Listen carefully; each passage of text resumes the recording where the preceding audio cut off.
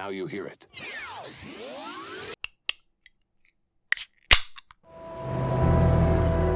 When you're a child, you learn there are 3 dimensions: height, width, and depth, like a shoebox.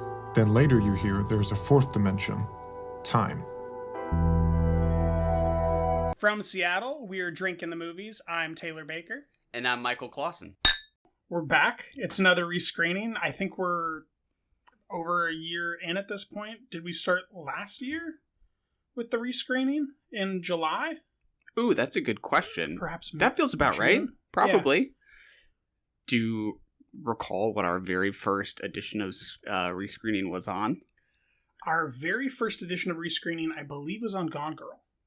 Oh, that's right. I was going to say Side Effects. I think that was the first batch. Side Effects was in the first batch. I think Aaron Brockovich might have been after Gone Girl. That's right. And then maybe A History of Violence, and then right back into Soderbergh with Side Effects. He has got to be among like the most highly represented directors on Drinking the Movies. I up hope there. so. And I just stumbled across his edit of Heaven's Gate, which is free to watch on his website, Extension 365.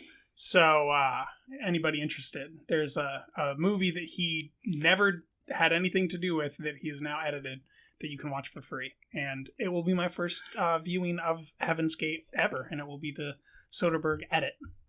There you go. Recommendations. Right at the top of the show. Right out the gate. There's some housekeeping to get in order. We have happily become part of the Seattle Film Critics Society since we last spoke. This is still true. A small formal announcement about that. A little bit exciting. Hopefully that turns into more early access and more timely content or episodes that we're publishing or reviews that we're publishing. This is all true. They must have listened to the wrong podcast or something like that when they reviewed the application. That's the I went in. I swapped it around. I linked back to Film Spotting. I linked it to a bunch of New York very high level critic stuff. I backlinked you to all of Manola Dargis's reviews. So people are going to listen to me and be like, I thought this was going to be a woman. and much smarter.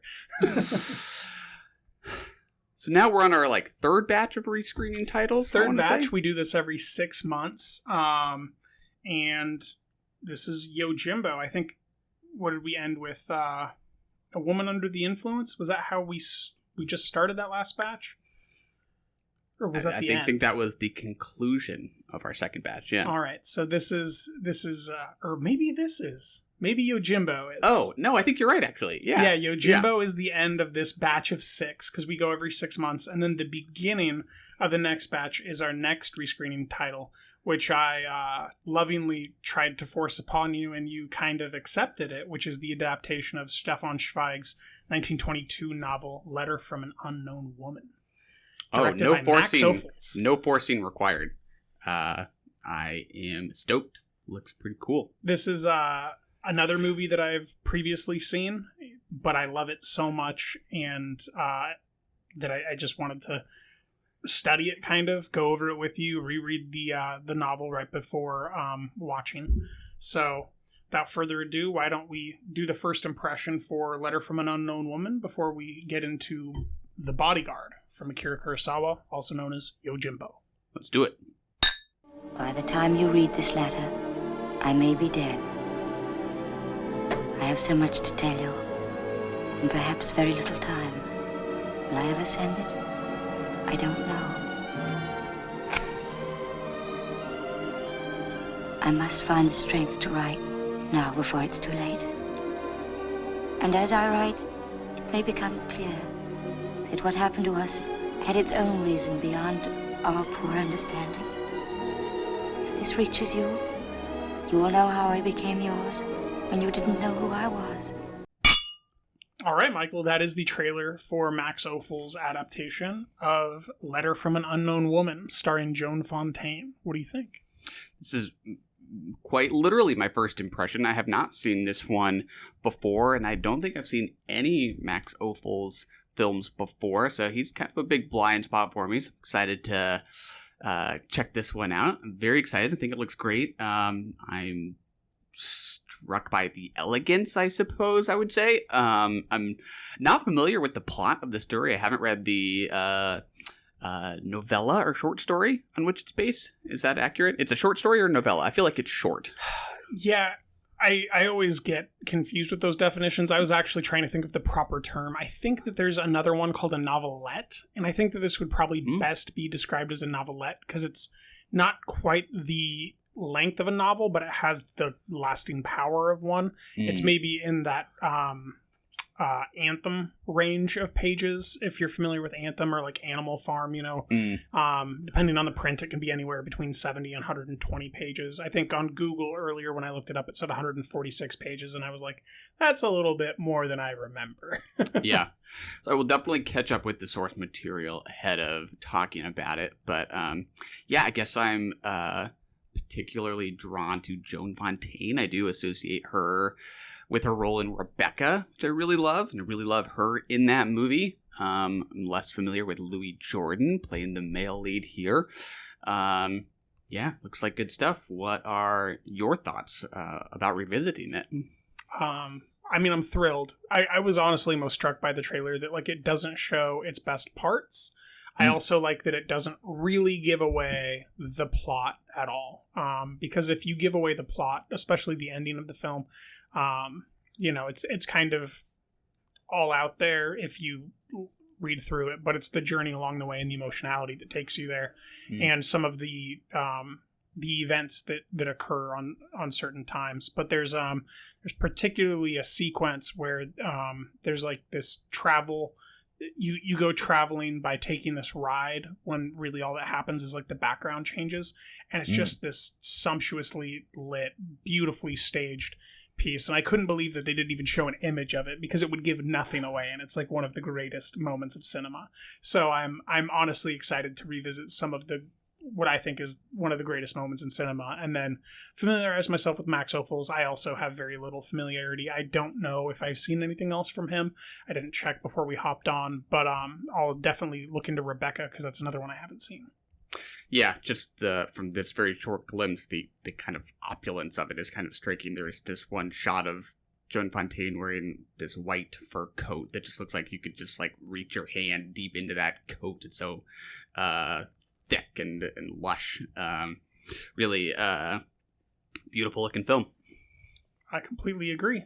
Let's get to Akira Kurosawa's The Bodyguard, also known as Yojimbo. 刀かピストルか宿命の対決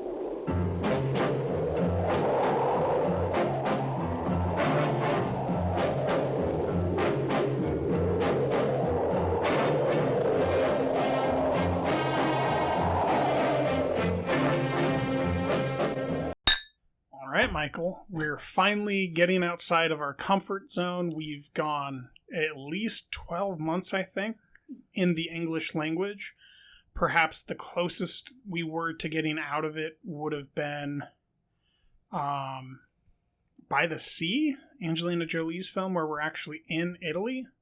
Perhaps The Thin Red Line, where... I guess Perfect Blue might count. Perfect Blue does count, I suppose. Yeah. But there is a dubbed option, so... That's right. I would say this is the first film I'll watch without a dubbed option. That had not crossed my mind that the vast majority of our rescreens have been American language or American film or English language film, with the exception of Perfect Blue. That's right. A good change of pace today with Yojimbo, no doubt. Any other Kurosawas you watched ahead of time as just for additional context? I only got to Ron. I'd wanted to make more, but as you know, there's Bentonville Film Festival, Fantasia Film Festival, and New York Asian Film Festival going on right now. And I just haven't found the time to squeeze in quite as many. We've been on a more abbreviated structure here due to some logistics in our timeline. So it's been a little bit shorter. I think it's been about 3, maybe 4 weeks at the most since we did A Woman Under the Influence here.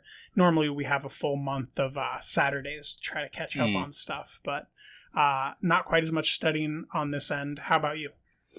I watched High and Low a few weeks back, but that's the only thing of his that I've seen recently. I saw Stray Dog earlier this year, but I've seen a good handful of his within the last few years, so he still feels a lot of those still feel relatively fresh to me, like Rashomon or Throne of Blood, all within the last 2 or 3 years, I want to say, and they still seem to be quite vivid in my memory, so they still feel relatively fresh.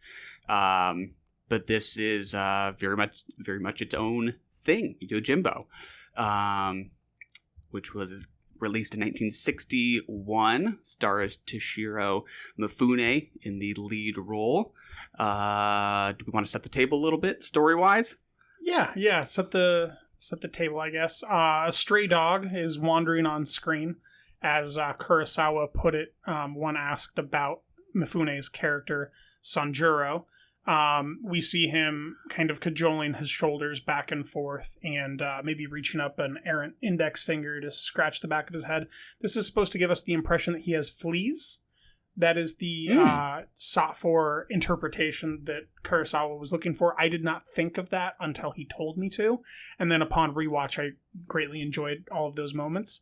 And anecdotally, I believe that he'd seen Mifune do that randomly and then asked him to bring that to the character and make that kind of one of his things that he does, much like chewing on the toothpick. But he's walking along, itched. He reaches a fork in a road that ends up going at least 5 places, if memory serves. There's some beautiful antique-looking highway stones. There's a perfectly staged stick on one of those stones in the center of where these roads meet for him to pick up and throw in the air, and then he begins walking down one of them that the stick points toward. Yeah, I love this opening scene. I think the score, which kind of repeats a certain rhythm throughout, is super compelling. And I think some of those first few shots where we don't even really know who this character is, where he's coming from, where he's going, what he's looking for. Immediately, I think you get just a sense for the command of space compositionally, because right as he reaches that fork in the road, you have this sense of width because the road's going left and right, but there are also these kind of tall there's this tall grass that's kind of giving the image this vertical pull too. So right away, I feel like you kind of know that this is going to be a visually interesting movie. I completely agree. That's one of you're bringing out 2 crucial things, I think, about this film and about him as a filmmaker is, number one, the stereo phonic sound paired with the CinemaScope style is, it's as good as it gets in cinema. Those are my 2 favorite formats, and when they're kind of put together, it's glorious. But then he's also layering these latitudinal and longitudinal objects that are naturalistic or fit within the space itself. I have Ron, just a random scene from it pulled up on my other monitor there, and if you look at it, you can clearly see in the foreground this gathering of individuals pressed against a tent-like side, and then above that, far deeper in the background, is this mountainside. And so you're getting this latitude and this longitudinal structure within the film that's just consistent within Yojimbo, and it's part of the genius. This is also showing us a man wandering around trying to find where to go. He is a Ronin. He is a sword for hire without a master as a samurai, essentially. This is a turning point in Japanese culture. The samurai are no longer farm hands or farm owners. They're no longer beholden to the original master, and merchants are beginning to kind of overtake things, and that kind of sets the background for this. I also think it's worth noting there was a great commentary done on the Criterion Collection, and I believe Stephen Prince did it. And he mentions Kurosawa's background. He was very into Karl Marx, and he actually tried to structure this as a conversational film about markets, and he created Sanjuro, who is Mifune's character, to come in and kind of in a dreamlike way clean up something that is entirely evil and then just try to move away from it. Yeah. I ordinarily am not a huge fan of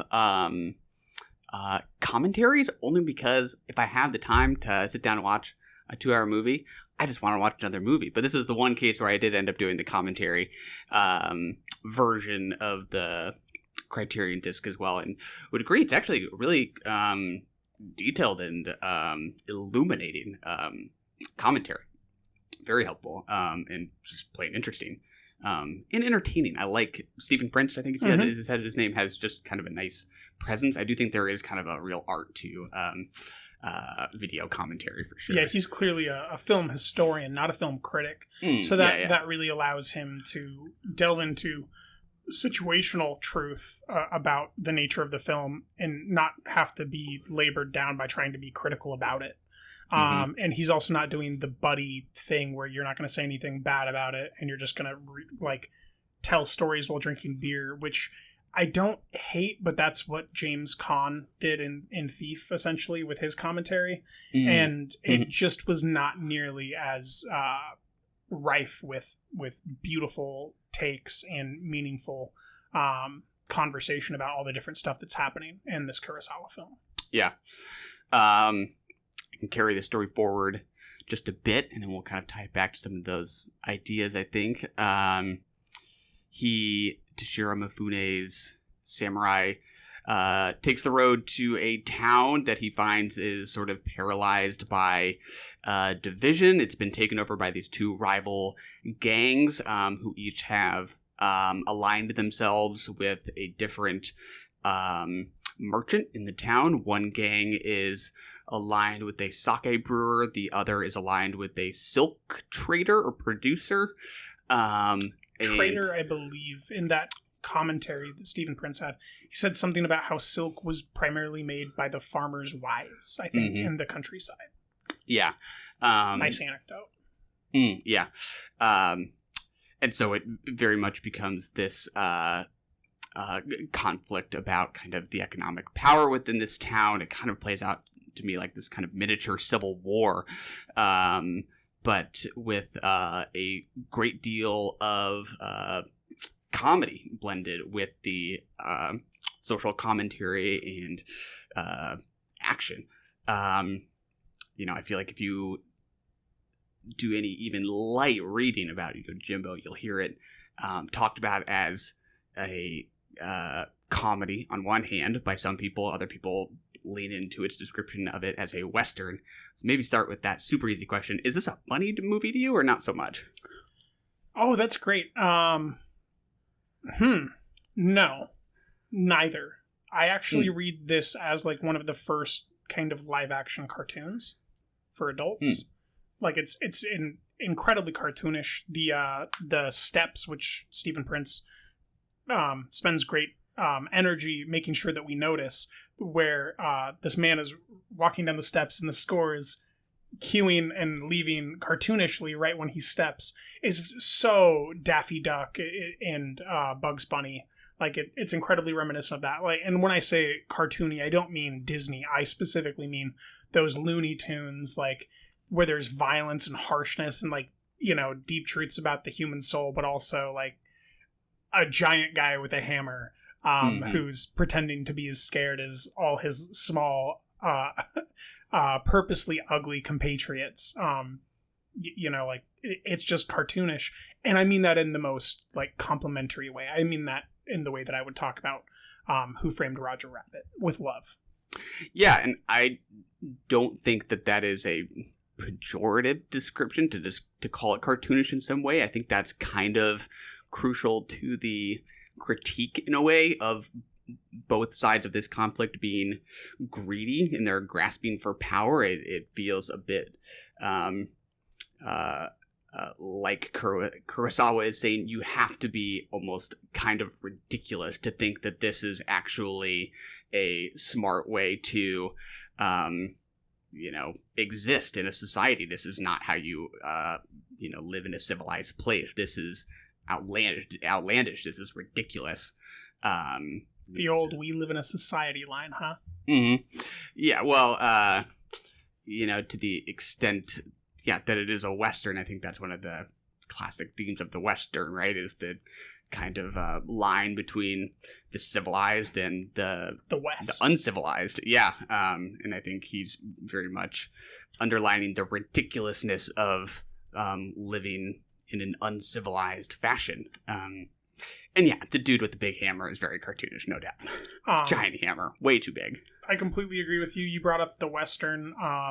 I wanted to steal this great introductory from Alexander C. Sonskay's West Meets East essay included in the Criterion Collection. His first line is that well-hated line of film critics where you explain a film by referencing other films. But I do think that this is a good example of kind of what we're talking about here, which his words are, if we adapt the language of horse breeders to the genealogy of films, we might write that Yojimbo, by Shane, out of Scarface. Interesting. And I do think that he gets to that point. I'm fairly certain he's referencing the 1930s Scarface here, which I'm less familiar with, but there is that outrageous leap toward violence, but there is the deep human stakes that I think are present in Shane, and then the cartoonishness, like, there's the big guy, there's the dog with the hand, one of the most memorable scenes in cinema, but I think there's a crucial layer that I don't want to get too far past here. In the introduction of the film, as he's walking on that road toward that village, he comes across a boy who is leaving his home, his family home. His father is a farmer. His mother is a farmer's wife who is making the silk that Stephen explains to us is what many of the women did. And we just kind of see this breakdown as he's drinking water of this family. And this becomes one of the many nameless, faceless henchmen that we encounter in the village.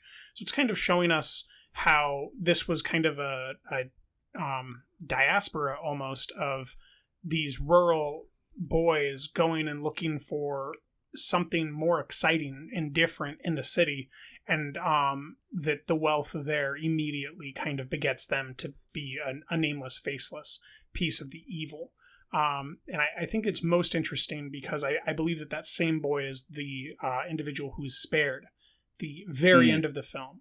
There's this great moment that we'll get into later, but what I particularly loved about him being saved is not just that Sanjuro says that great line about, like, you're gonna go grovel and eat gruel for the rest of your life with your parents, but he's also rubbing his hand along the wooden structure, and you can see the dirt and the ash get wiped by his hand, and it's just this great moment of physicality and tangibility of this is a physical building that is really like on fire or has been burnt down, and he's needing to grab it for strength as he tries to hovel away from Sanjuro. It's an incredible scene, and there's a lot more before it, but I just wanted to kind of give that arc and the rest of that introduction because I think it's very interesting how historically accurate he is and how focused he is on being historically accurate, because a lot of that gets missed in the culture that we have that is unfamiliar with Japanese culture and history. Yeah, I would not describe it as a particularly subtle movie, but I don't know that I mean that as a criticism. But yeah, I mean, I think I agree, and I agree with that sentiment. Not a criticism. Yeah, this little kind of intergenerational conflict that we get right off the bat seems pretty transparent in its, idea about a younger generation kind of embracing these ideas of modernity that Kurosawa clearly has concerns about, and the conflict with his father is pretty kind of explains itself, I think, right from the get-go. Yeah, and it doesn't really matter because you've seen it or heard it before. It's not the content that matters, it's the pattern, because it's that diasporic pattern that's occurring all over Japan at this point in time. Rural Japan, where these farmers are no longer having the same way of life because of the merchant era coming in, because the sword is being exchanged for the gun, which we'll get into, and all that stuff. And meanwhile, this is a dreamlike film where every villain is the epitome of evil, and our dreamlike hero is ostensibly a superhero, which I'll have more to say and ask you about later as we move through the events of the film. Superhero or like super villain? Well, I think heroic, since the merchants and their henchmen have no redeeming qualities, essentially, within the film. I think that it's definitely structured for, like, no redeeming quality to these evils. I mean, God, even the one guy's wife, she, like, yells at this other woman, like, do you know how much we paid for you? Get back inside. You're not allowed to die. You know, like even the wives here are evil. Yeah. Those are the ones you would describe as super villains, though, yeah? Oh, yes. I thought you were asking me if I thought Sanjuro was a superhero or a supervillain. Gotcha. We were talking about different people. Got it. Yeah. I'm with you there. Cool. So, yeah, Sanjuro arrives in town. He gets up to speed on this conflict, starts to think about how he can insert himself into this conflict.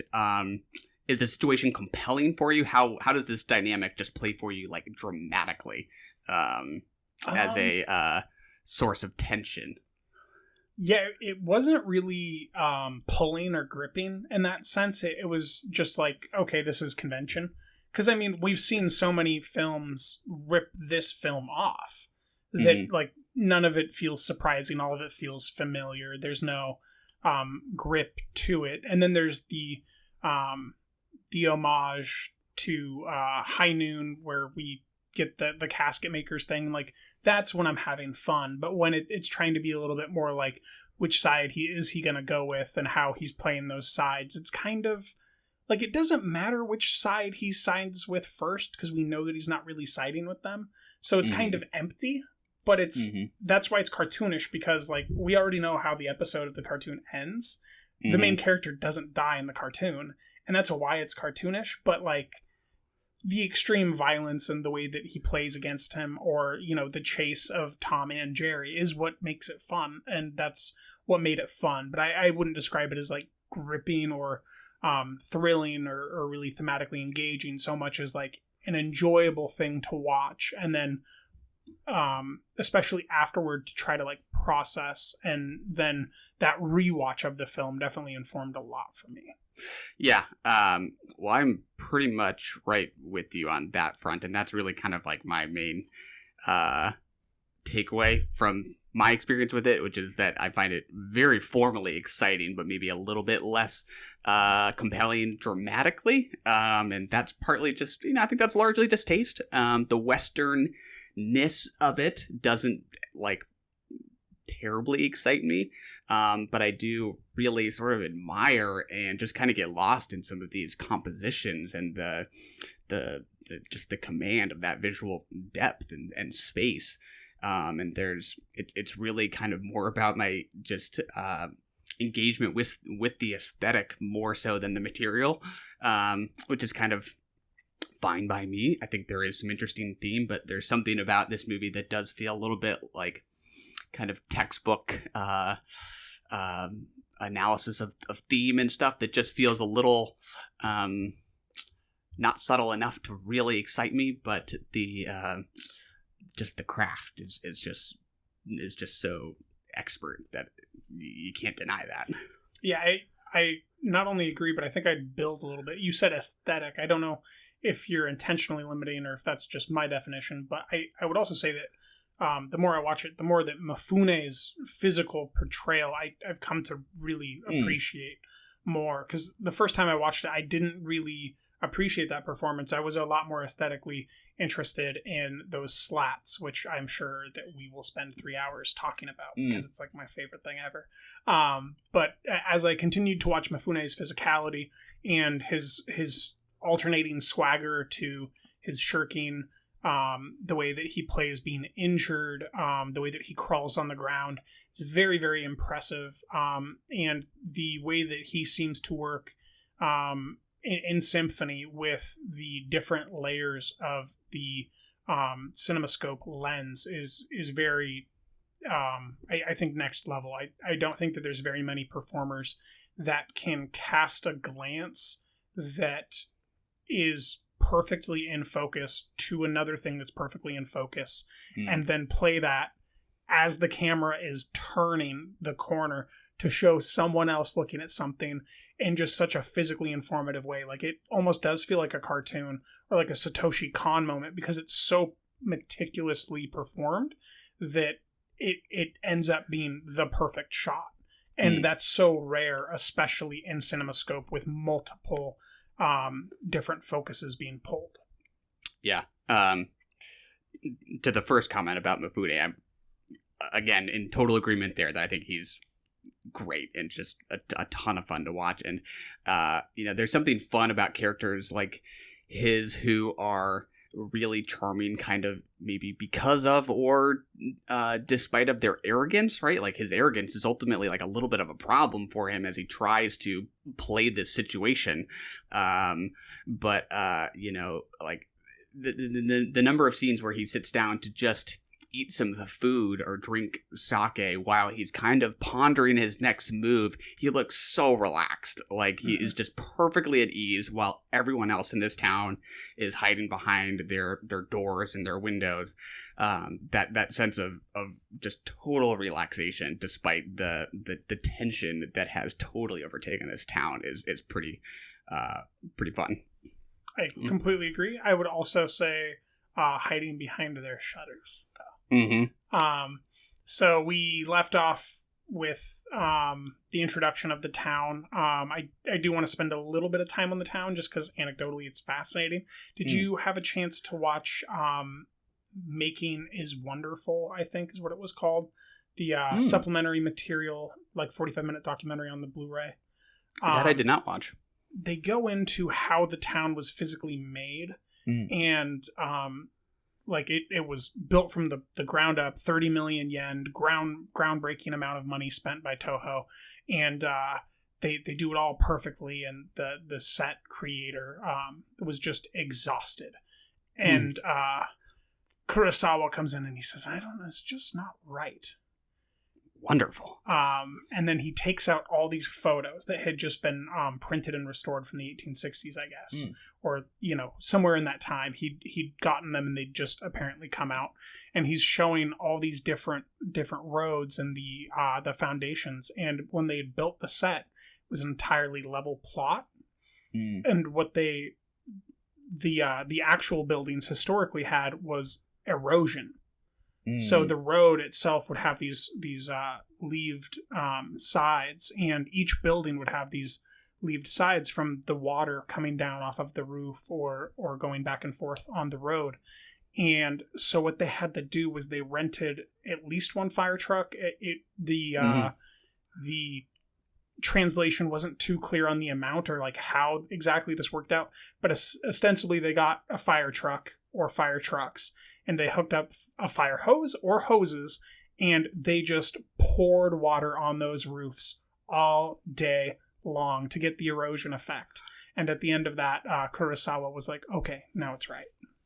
It looks super lived in. Like, I think it's a very persuasive set and place. And I feel like so many of those images, the wide shots of that kind of empty main street, which is really just kind of like that iconic, Western image, that again is just kind of that sense of depth where you just feel like it's almost three-dimensional. Like, you can just walk down that road and it can feel so wide at the same time when he frames, Mifune or someone else alone in the frame, with, the sound of the wind or the leaves rustling. I like the leaves. I like seeing the leaves rustle more than I do actually hearing the wind, because the screen just feels even more alive. And that street can just feel so empty because of that sense of space in it. Just really compelling compositions.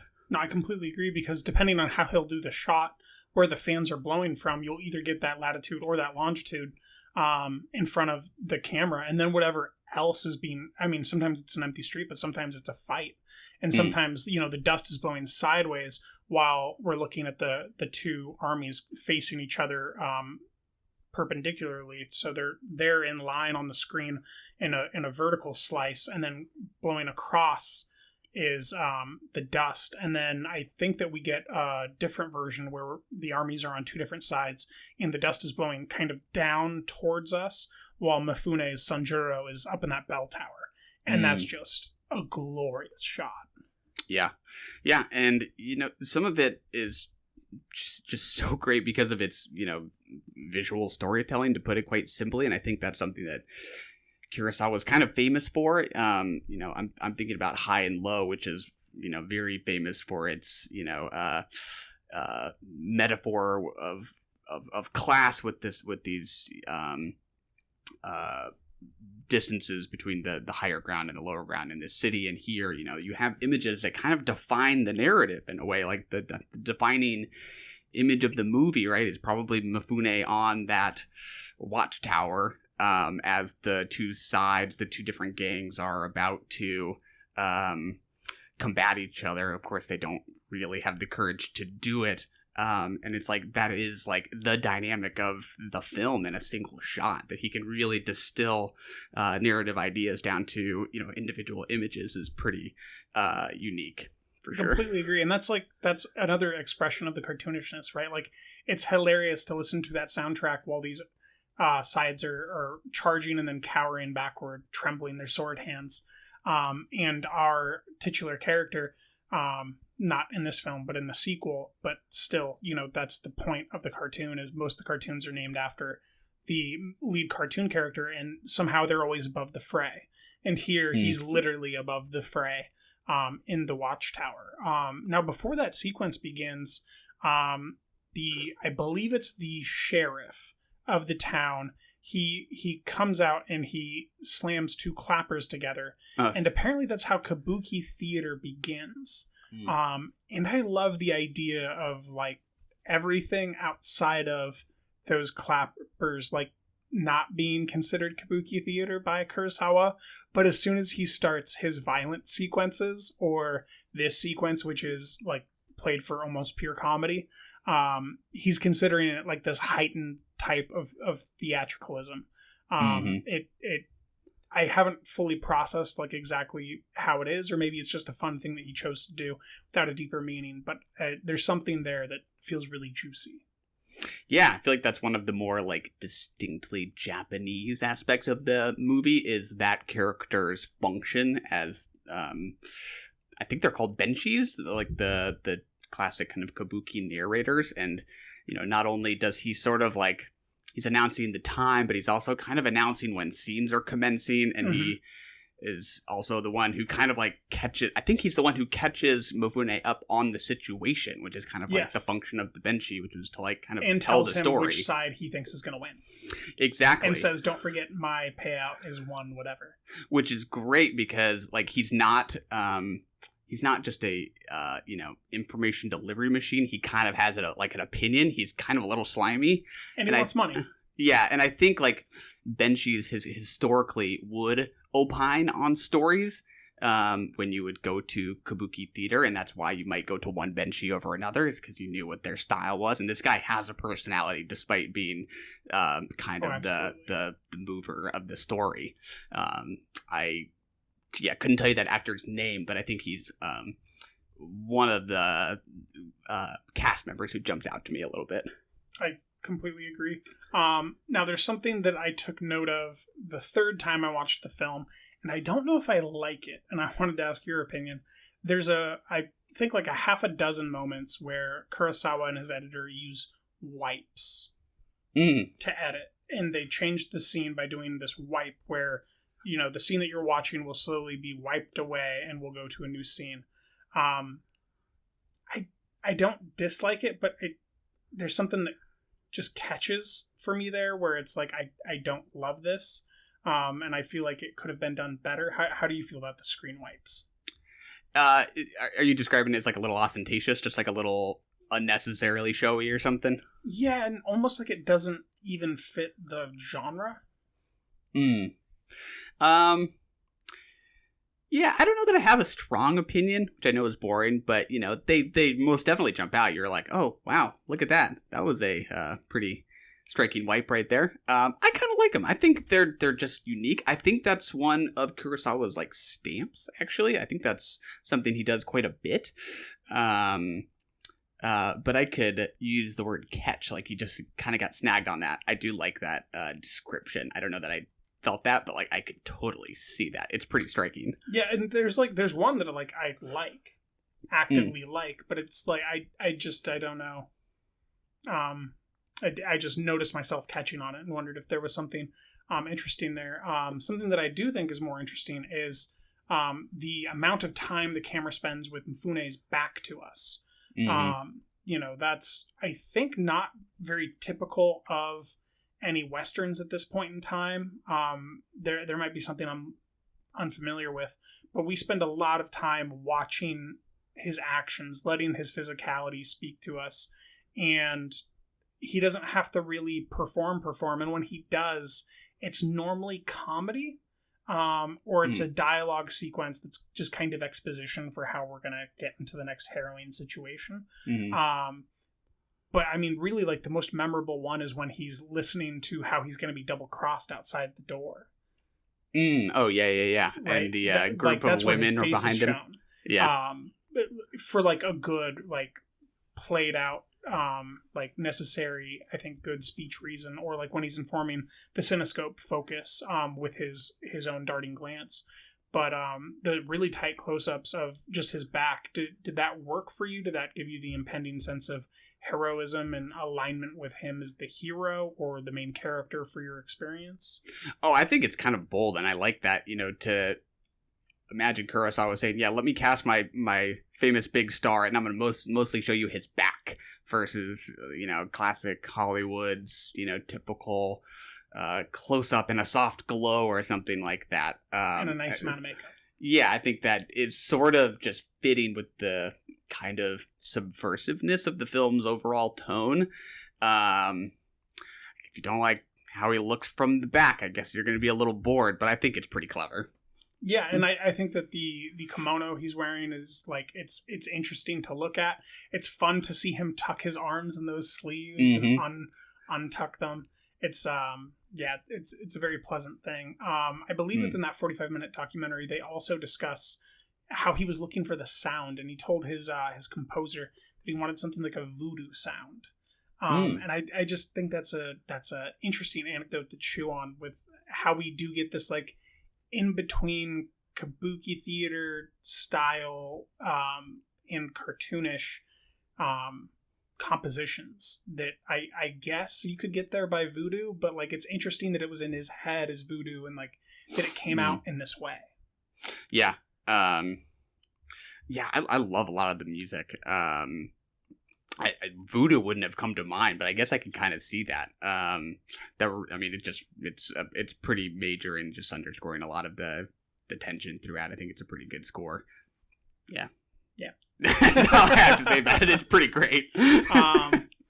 So he spends a lot of time in front of the stew pot with that restaurant owner or innkeepsman, however you want to play that.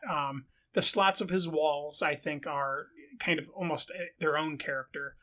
You could say that the town is its own character in this film. I do think that this particular building is also its own character, just because of how much time Sanjuro spends here, the ecstatic moments that occur within there for him, where he's negotiating with people or where he's hiding after being wounded and escaping. There's a lot of different good moments, I think. But the slats here open up. And you get these great depth of field shots where within the restaurant is also in focus. So you're getting multiple layered performances. There's a moment where Mifune is laughing and he's trying to get the innkeeper to agree with him because these men are drinking tea. And he waits like a minute to be like, it's spiked tea. Oh, yeah, He just lets it sit there forever. And then he says it's spiked tea. And then you kind of you begin to understand what's happening in the background a little bit further, and then a character in the background walks towards and begins talking to someone, and Mifune shifts his head as the camera cinemascope is over, and we have in focus the men drinking tea, the men in the restaurant, and then this new individual.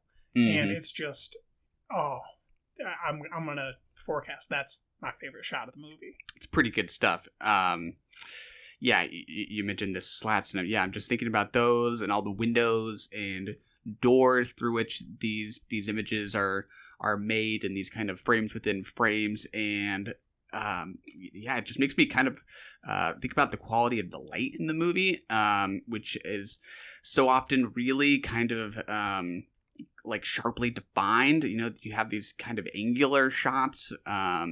There's just this kind of like really precise geometry that seems to be like the thing that kind of defines the aesthetic in a way, and it just like fits so well with the situation of these two tribes sort of being these mirror images of each other. I think that's one phrase that the commentary uses.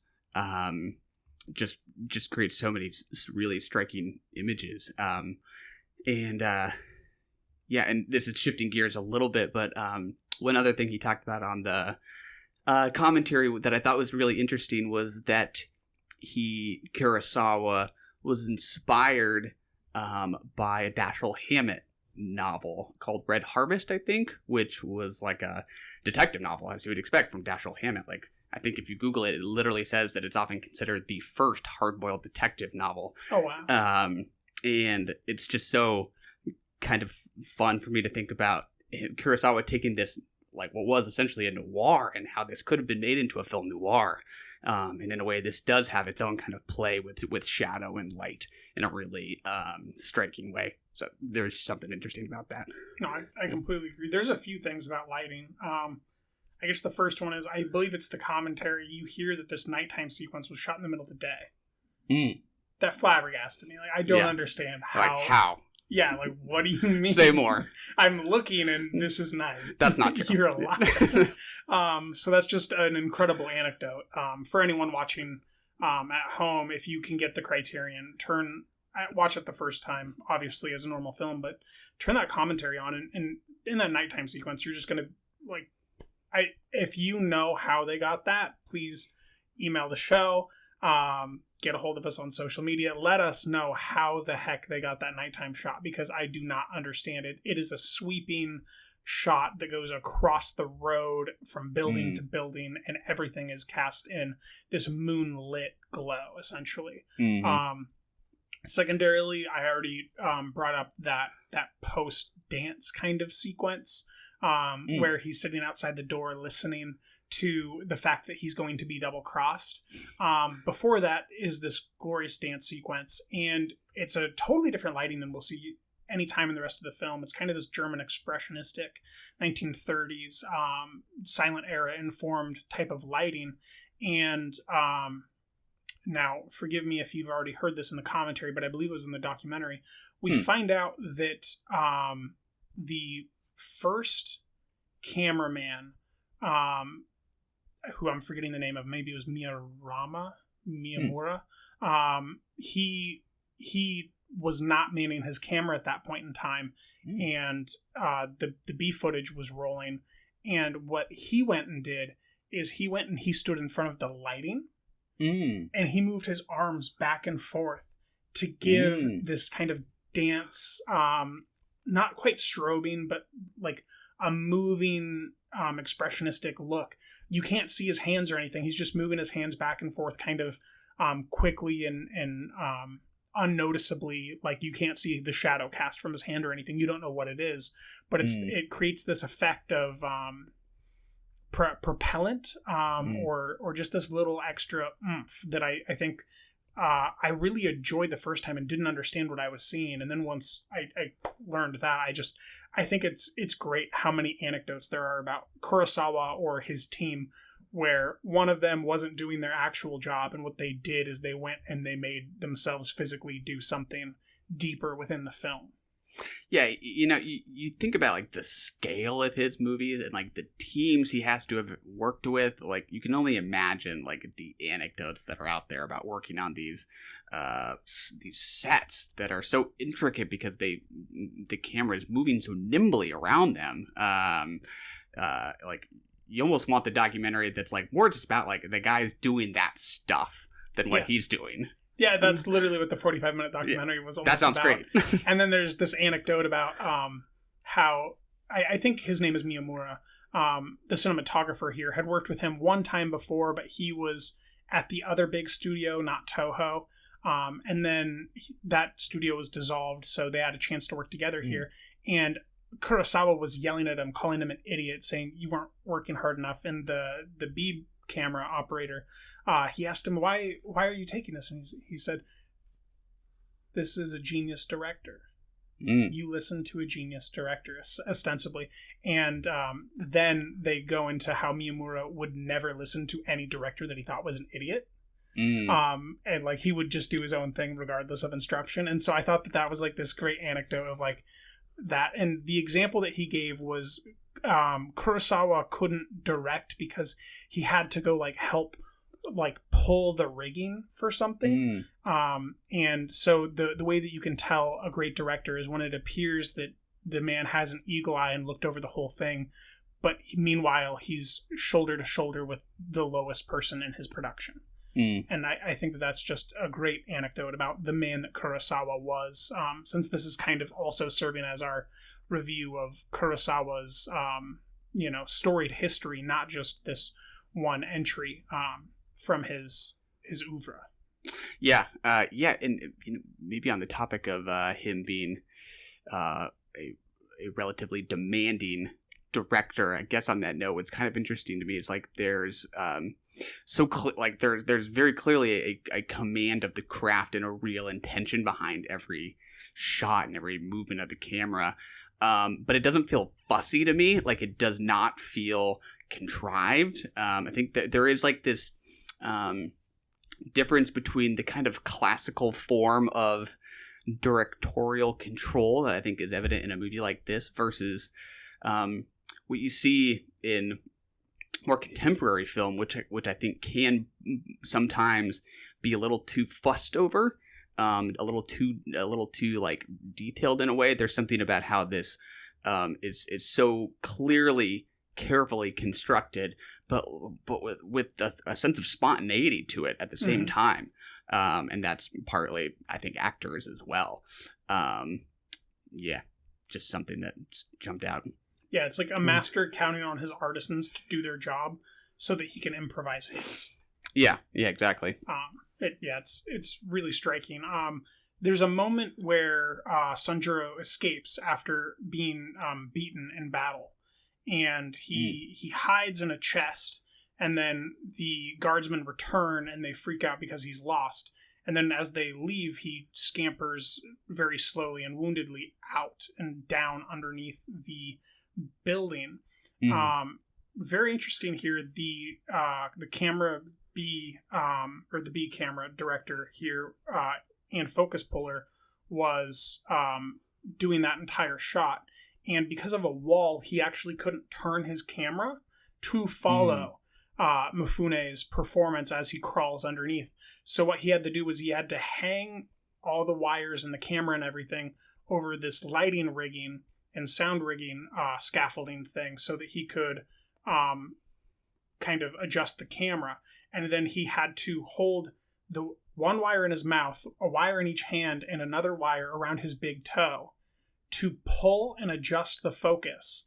But he couldn't actually see Mifune's actions.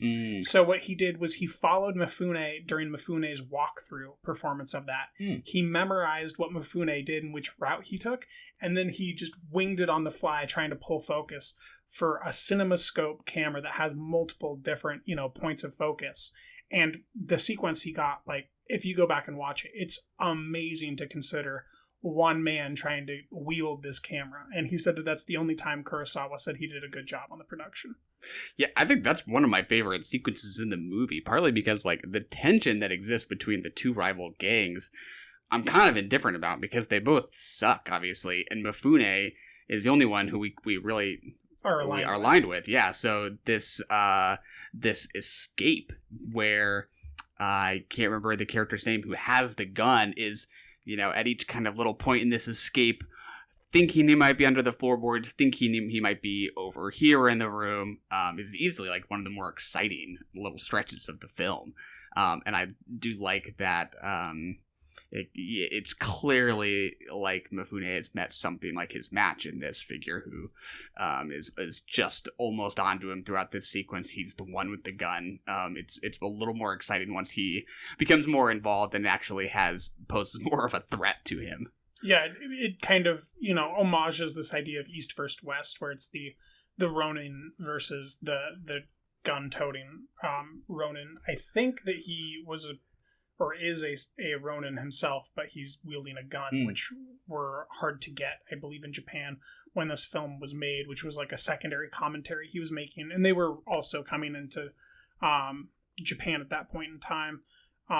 So it's, I think that I heard it expressed as he's that Mifune is the dog or the wolf, and the other fellow is the snake. And it was also expressed that Mifune is the cotton and the other fellow is the silk. And I just like those different ideas that Kurosawa expressed about how he views these characters. We should get to that final fight sequence, if only to talk about its ripple effects. Mifune, after this great moment where a building is set on fire and the silk merchant begins to scream, "My silk is in there." We cut to the sake merchant's sake having all these holes in it, just spilling out, and this crew of men in their underwear scrambling around and falling in this great kung fu hustle adjacent type of slapstick cartoonish comedy. And then directly after that, we get a cut to the burnt down roof, and so it's not just comedy and that these evil merchants are losing everything. It's the way that he's cutting from fire to liquid to a burnt crisp after the liquid pouring out that is humorous. But then we do get to that final fight sequence where he's staring down the silk as the cotton man, or he's the wolf or the dog staring down the snake. And in 10 seconds, Kurosawa loves this. He cuts down 10 men, including all the running in between them. Spares one notably, which I discussed earlier. Now, this is kind of a superhero event. One man kills 10 men in 10 seconds. This ripple effect would go on to, inform Sergio Leone. It arguably informs De Palma's adaptation of Oliver Stone's Scarface. So eventually that becomes superhero films, as you know them. Do you think that that's really the proper lineage, or do you think that too much is made about how this affected everything else after it? I would guess it's probably overemphasized. I think, I don't know, how much we attribute the influence, or how much we attribute to any one film, I think tends to usually get inflated over time. That seems to compound a little bit. I agree. Even though there usually is some truth to it. I just can't help but believe that there are plenty of other similarly impactful or influential things that are probably under talked about. You watch a lot of movies and you start to realize that there are just other things that aren't talked about enough. It's easier to talk about what has been talked about. But that's not to diminish what effect it clearly has had at the same time. Yes, no, it has had, an effect on, Sergio Leone, and, you could argue that Clint Eastwood is Clint Eastwood because of this film.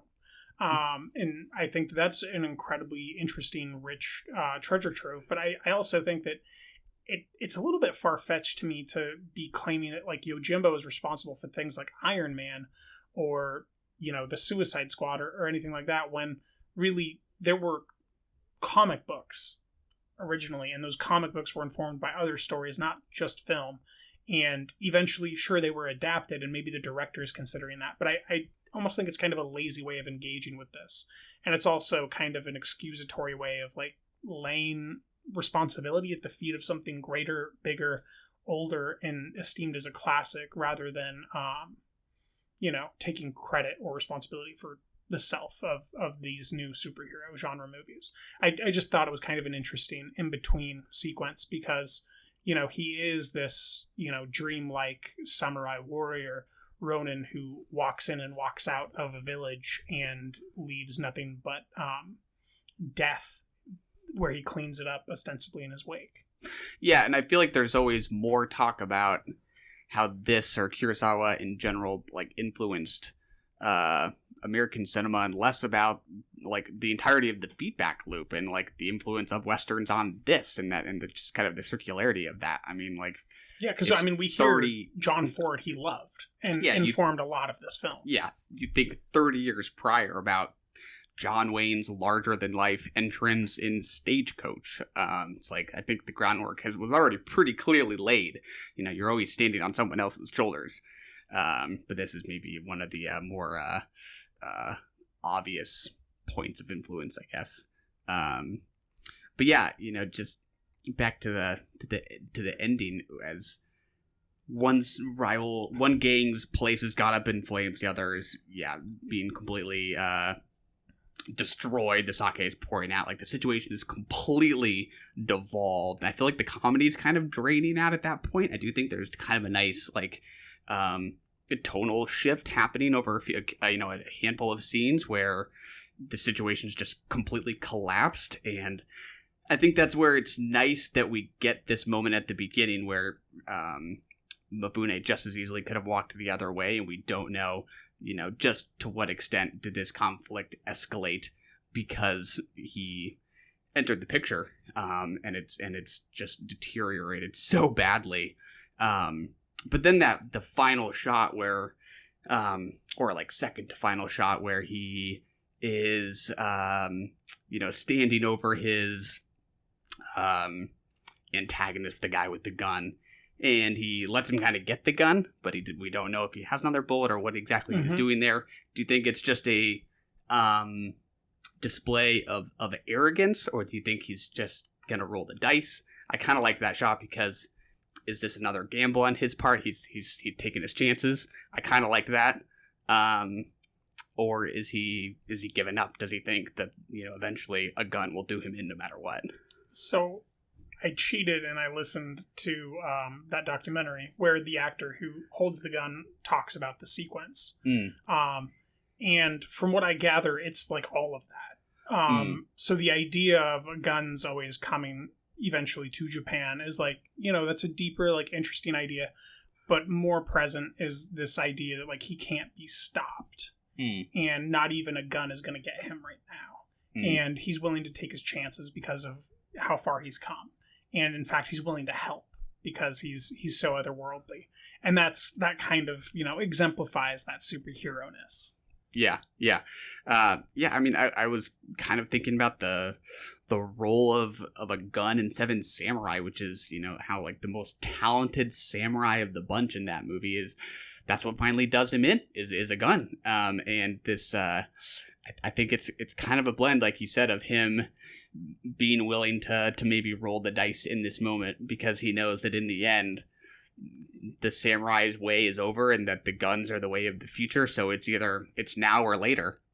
Yeah. Let's roll the dice. It's also like the Kurosawa's dreamlike hero, like, can't be killed even by a gun in Kurosawa's, film, which I also like the stamp of the meaning of the character to him, because he dreamt up the character first as this thing and then kind of introduced the scenario. The shot of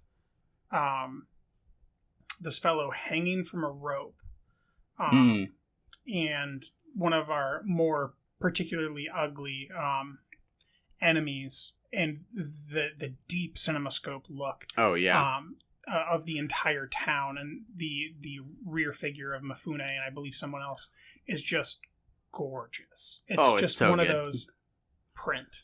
That's maybe one of the best ones, because it looks like you could just reach out and just, like, touch the feet, and then Mifune is on, like, the other side of the town at that point. Again, that just looks like a mile away. That's somehow. Like, I was like Leone.